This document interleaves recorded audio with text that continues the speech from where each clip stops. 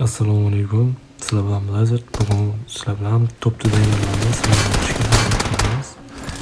Bir ikki marta aytib qo'yamiz. Bu TDM ancha muncha asqotib qoladigan umiddaman. Videoni oxirigacha kuzatamiz. Ko'rib turganlaringizda mana bitta xatoni normal HP oldim. Endi qanday qo'shishing usulini qo'llaymiz.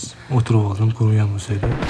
Sразу kutilmagan holatda chiqib headshot berdim. Endi buni ko'pchilik krisiv yozdim. Endi bu narsa har doim kerak bo'lgan narsa.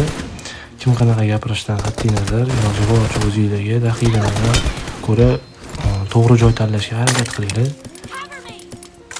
TDMda eng kerakli narsalardan bittasi bu pikani. Hozir mana ishda bu pikanining kuchini ko'rsangiz bo'ladi. Qarab turganlaringiz normal HP oldim. Bitta hit.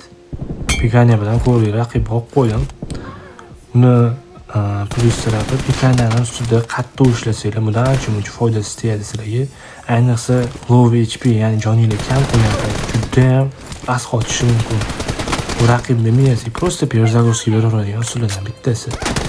Eng ko'p maslahat bergan narsam 45 FPS bo'ladi, 120 FPS bo'ladi. Pikani ustida yaxshi ishlashga. Pikani eng kerakli narsalardan bittasi. Ayniqsa bitta hamda mavjud klassik bunaqa foydasi emas mumkin. Atay sklad bilan misol birga bir qolganda ham ko'pchilik mana pik orqali yutib ketish ehtimoli bor. Bugungi videomiz shundan iborat bo'ldi.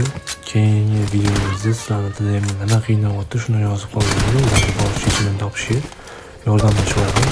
Chunki o'zingizlarni qiynagan savollarga kommentariyada yozib qoldiringlar. Unga ham javob topishga harakat qilamiz. E'tiboringiz uchun rahmat. Sizlar bilan murojaat qildim.